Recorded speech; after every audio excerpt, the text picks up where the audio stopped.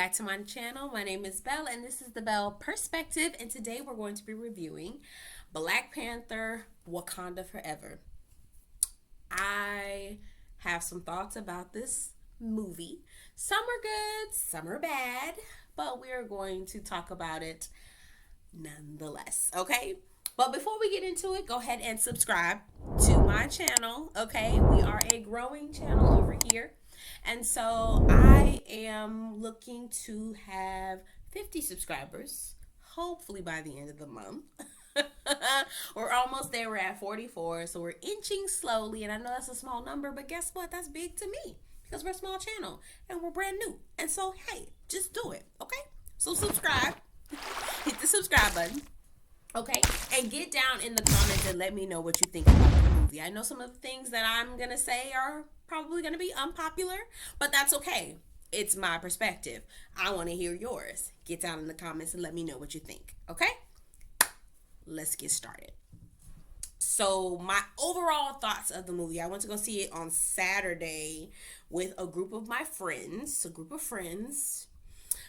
was a gang of us, and we tried to do the white thing, but I wasn't going to be able to do all the white, so I just did a top of white, a white, and then like some white shoes.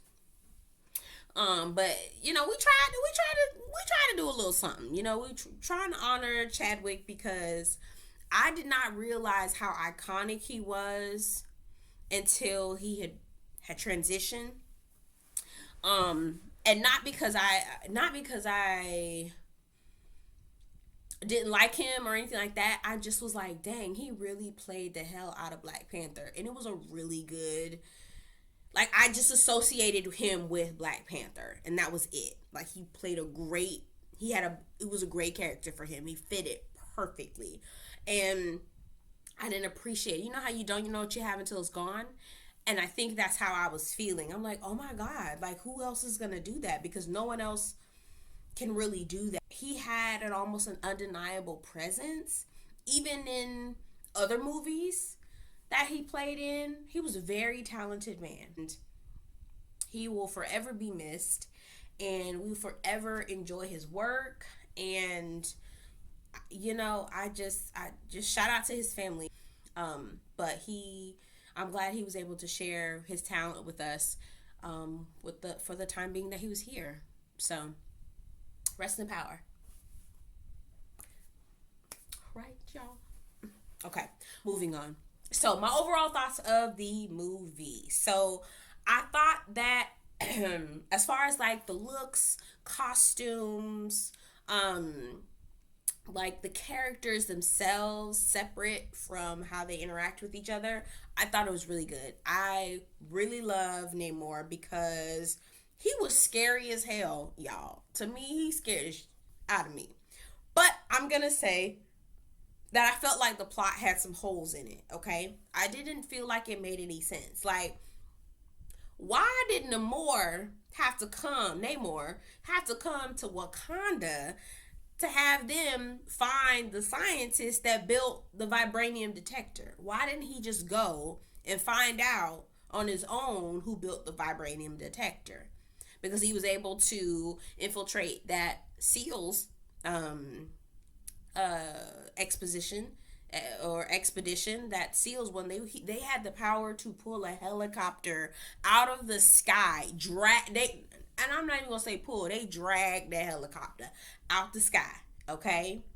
Dragged the helicopter out the sky and was able to pull it down and crash it. Nobody survived. So I'm just not understanding how they didn't have the intelligence, I'm not talking about intelligence, but I mean just the intel to go and find the scientists on their own. Not to say that I want every to die, but I'm just saying, like, if y'all could have did that, I'm sure y'all could have found the scientists. It wouldn't have been that hard. So I don't understand what Wakanda, because I know they was looking like, well, what we had to do, why we got to be put in it? Because they was really minding their business. So I just felt like that plot just didn't make any sense. It just didn't add up. Somebody understands it and knows where I'm going and where I'm wrong. Get down in the comments and tell me, because I don't know. I really don't. So there were parts in the movie where I felt there was a little bit of cringy acting, okay? I feel like Shuri is a good actress. Okay, I feel like the person who plays Shuri, and I can't remember. Oh, Letitia Wright. Letitia Wright. I think that Letitia is a good actress, but I don't think that she can carry. She can't carry a role to me. I don't think she can. And I also didn't want her to be Black Panther. Okay, and I'm glad that they were able to find later on potential other person. And the reason why I say that is because I want Black women to have balance. Okay, I want us to have balance. I want us to be able to save the world, fight crime, be strong, be smart, but also be soft as well. Okay, I want us to be able to have multifaceted personalities, right? I want it to be Black women constantly having to save the day, constantly having to be the protector, constantly having to be, this shield and buckler. Like, I'm not trying to have that. I want us to be able to operate within balance. Soft and enjoying our lives, being smart, being protected, being protector, like all of the things, but in a multifaceted aspect. And so I felt like it was a little cringy sometimes when she would be acting. It was just a little cringy. I don't know. It was just cringy. I'll get down in the comments and let me know what you think. I don't know. I may be wrong. But it was cringy to me. I did. Okay, so my favorite scene was when Ramonda basically fried up the people at the European nations. Okay, so it was France and the United States, and France is like, listen, you have these resources, we don't know what you could be doing with them. You could be holding them over our head and creating weapons of mass destruction to kill us all. And Romano's like, listen, hey, pipe down, sis, pipe down. Not even sis, pipe down, ma'am, pipe down, because you ain't no family of ours. Okay, pipe down, ma'am. People know that if you all get a hold of vibranium, you'll be trying to turn yourself into a superpower, and you'll be trying to create weapons of mass destruction and kill everybody off on this planet. And I was just like, shout out to Ramonda for gathering the people. Do you hear what I'm saying? She gathered the people. I felt like it was a little bit of a call out to the Berlin Conference of 1884, and we're just gonna do a little quick history lesson here, you guys. Real quick, strap up, okay? We're about to get on the Magic School Bus here. My name is Miss Fizzle, and I've got the red hair. Okay, let's just do that. All right. It was about 20 plus years. Sometime in about 1884 is when several European countries got together for a span again of 20 years, when various European powers basically exploited, divided, conquered, and began to virtually again exploit the entire continent of Africa. Okay, they split up the regions, and they pretty much treated the native Africans, the indigenous Africans on the continent, as they did the Native Americans here in the U.S. Okay, here in the Americas. Pretty much exploit them for their resources, befriend them, and then exploit them for their resources, right? And then colonize them later on. So that's exactly what these European countries did. So France, Great Britain was in there, okay? They was all in there. It was 13 countries, okay? And United States, okay? Met in Berlin and agreed to of the rules to divide Africa, which is a continent that none of them lived on and didn't belong to any of them, but they decided that that was what their rights were. Okay, so the outcome of the conference was obviously devastating, right? Devastating. Genocide, okay, all of the things. Go look it up, take a look. But I feel like Ramonda was basically shouting out calling out the Berlin Conference of 1884 and all the European countries, including the United States, okay, including the United States, that basically exploited the African continent, okay, and all of the indigenous people that actually lived there prior to them coming in and exploiting them. So I really appreciated that. I think one of the biggest takeaways. Actually, I'm gonna get to that last. I'm gonna talk about that last. How they honor Chadwick in the movie. I think that it was very, very respectful, and it wasn't cheesy. Out the gate, they began with his funeral. They basically said King T'Challa passed away from an undisclosed disease, and he moved on, right? and he's not coming back, and that's that, right? They have a funeral service for him. It was really, really moving. I'm proud of myself. I didn't cry, not through this whole movie. And y'all know I'm a crybaby, okay? I'm a crier. But not through this whole movie. I didn't cry. But I did think that there were some touching moments where I'm just like, wow, that was a really great way to honor Chadwick. So I really appreciated that. But that's when Namor comes up and basically says, listen, there is a vibranium finder, detector type of machine that was created by a scientist that is in the U.S., and we need to find her. And if you don't find her, there's going to be war. We're going to bring war to your lands. And we end up finding out that Namor is a submariner or submariner, I think is how you pronounce it. He can be underwater. He can breathe underwater. His entire people can breathe underwater. And the way that they became that is that there was apparently vibranium that fell into Africa where Wakanda is, but there's also vibranium that landed in the ocean. And so there was a shaman, because the Namor's people were Mayans, right? So Mayan indigenous people. And so a shaman for them went and had a dream about vibranium, and that ingesting vibranium would, create a population of people that were able to live and survive and carry on. And so the shaman ended up creating a drink basically, and was able to create all these people that were able to survive in the water, breathe in the water, all of the things. And so they created an entire colony called Talbot underwater. And so what they're trying to do is protect it, because after Namor becomes an adult, his mother is like, listen, I need you to go back and, see about the surface world, right? So he goes back to the surface world, and by this time, Spaniards have invaded the have invaded the lands and are enslaving people and are, creating genocide and doing all these things. And so he's like, I don't want these people to come into my home and do that very same thing. I don't want them. So I need to protect them best way I know how. Okay. So he becomes their king, their god, because his powers are a little bit special, because his mother, she was pregnant with him, drank the vibranium. And so he was basically kind of turned into a bit of a mutant. His ears point up. He more strength, more speed. He can breathe directly. He can breathe in water and in land. And a lot of the people that live with him, he's the only person who's able to do that. Everyone else has to have water over their face so that they can breathe.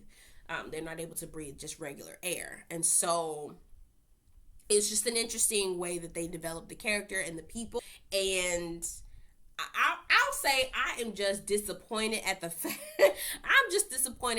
that both the indigenous people, Mayan indigenous people, and these Black Africans indigenous people, Wakandans, and I know they're all make believe people, but this is not what our ancestors, neither one of our ancestors on either side had for us. Okay, this is not what they wanted for us. They did not want us to be fighting and carrying on. Okay, I'm sure that's not what they wanted for us. Okay, but anyway, I digress. Okay, so in the battle, right? So we find out that there is a scientist who created a vibranium detector. Her name, she's a black girl who goes to MIT. She's a prodigy, right? She's super smart, and she was able to create this vibranium detector probably within, I think it took her a couple months to create the thing. And so her name is Riri Williams, and she ends up being Ironheart. Okay, and so Namor is like, listen, bring me that scientist and I'll spare your lives. If you don't bring me that scientist, I'm bringing war to your door. Okay, and he was able to sneak into Wakanda. And so this is what threw everybody off. He was able to sneak into Wakanda undetected. Nobody was able to find him or anything like that. So that was the scariest part. He has this incredible speed, incredible strength, all these things, and he's able to move in and out of Wakanda without any detection. That's scary, okay? He said, listen, I've got multiple people here roll up on me, run up, get done up. Basically, is what he told Ramonda. Okay. So he then goes and they find the girl. They find Riri and they're like, listen, there's somebody out here trying to come get you, girl. We trying to protect you. We don't want you to be hurt. Okay, come with us. We can protect you. Riri tripping a little bit, but then she ends up going along with them. And so they end up getting stopped by the talking people, I think is how you pronounce it. And they are in a battle. And so Shuri ends up going to back to talking, and Namor is basically showing her around like, listen, this is our home. It's such a beautiful, it's like Atlantis under the sea. It's like literally Atlantis, right? All these kids and the people are just living and they're just doing their thing underwater. And it's really cute. I love seeing it. It's nice. It's a nice setup. So he basically tells Shuri how they got there and all of the things, and he's basically saying, listen, you have no choice. You need to pick. You need to bring me that scientist, or we bring in war to your door. So ultimately, they're like, we're not about to give up. She's a black girl. We're not about to do that. We skin folk. We can't do that. Okay. And so Namor brings war to their door. Now I'm telling you, he done destroyed Wakanda with all this water. And I'm just like, oh my God. Like, it was very hard for me to sit through and watch that, because I was like, oh my God, why are we fighting each other? Why are we fighting each other? I was so upset through that part, right? What is her name? Oh my God. Shuri ends up finding out how to recreate the heart-shaped herb. The point where I thought Winston Duke was gonna pass. I was like, oh my God, y'all don't play with me, because Namor ends up killing Ramonda, drowning her. And I'm like, oh my God, why did she have to go? Why did she have to die? I don't understand. I still to this day, I don't understand why she had to go.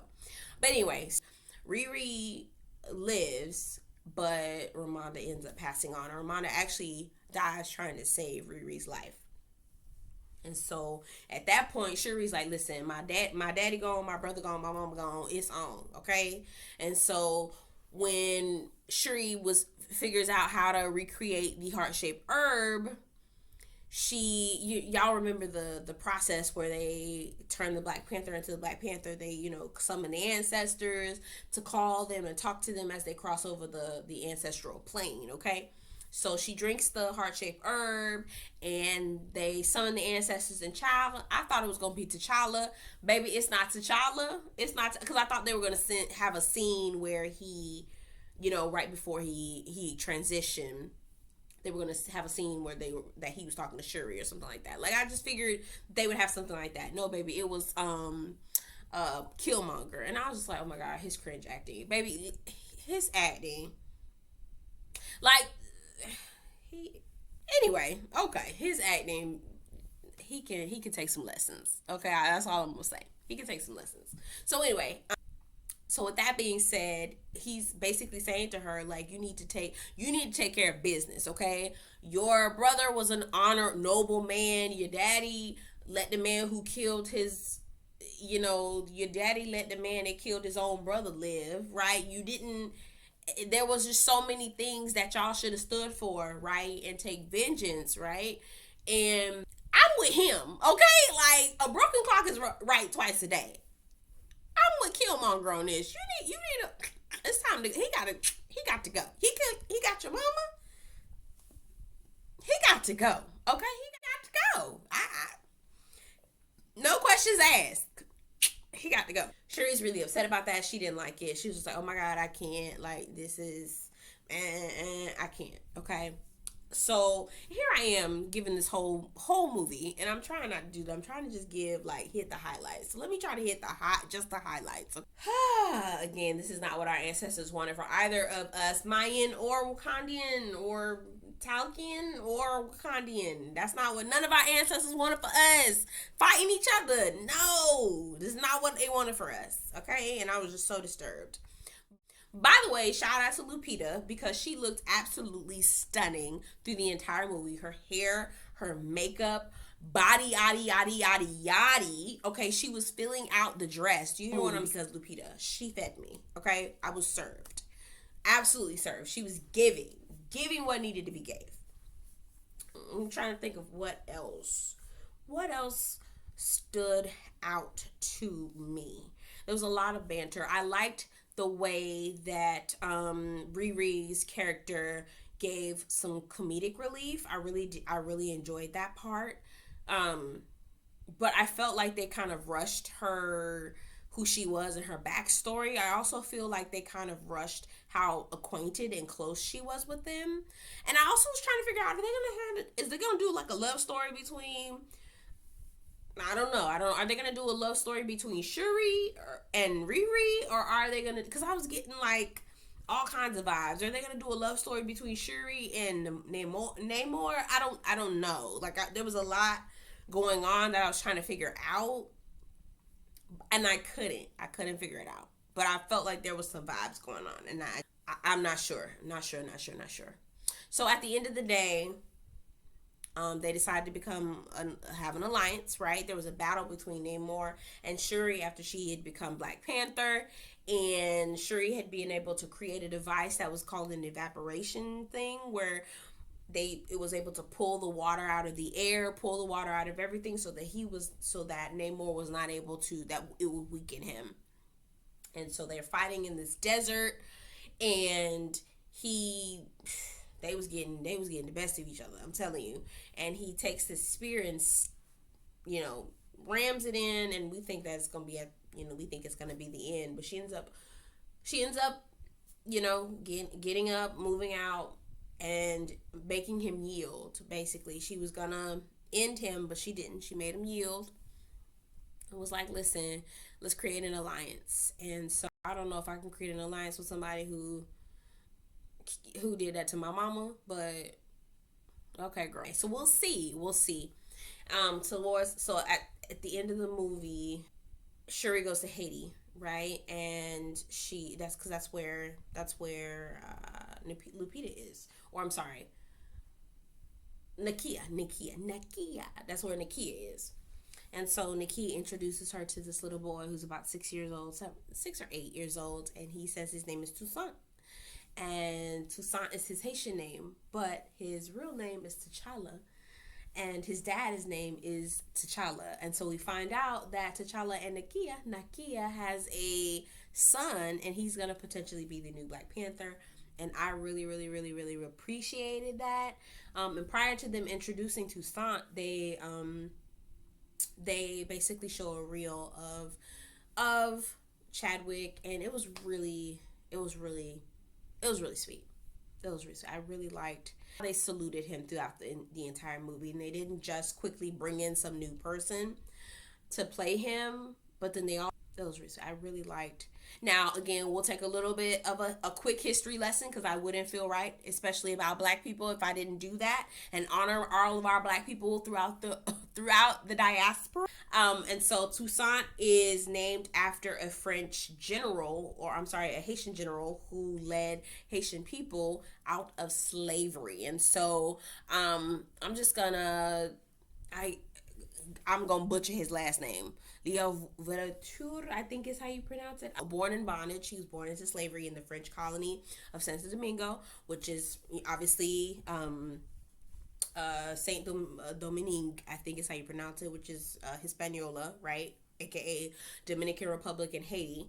And then he was enslaved for more than half of his life. He came to lead the most successful slave revolution in history, and he helped precipitate the downfall of the European colony in the Western Hemisphere. In 1791, revolution brewed among the island's brutally enslaved majority, and inspired in part by the egalitarian ideals driving France's own recent revolution, because France had its own revolution as well. And the enslaved workers organized to burn plantations and kill many owners. And Toussaint initially laid low, having been free for about 15 years, I think, and he farmed his own plot of land in the north of the island, and while continuing to oversee his former owner's plantation, led Haitian revolt, and so that's how the Haitian people, enslaved Africans in Haiti, were able to earn their freedom. They fought off the French colonizers, and it was, you know, and that's history. And so I appreciate them giving a nod to Sir Toussaint. Okay, and I think my final thought of this, of the movie, I walked away angry. Okay, I walked away angry, and the reason why I walked away angry is because this movie was based in a lot of what ifs.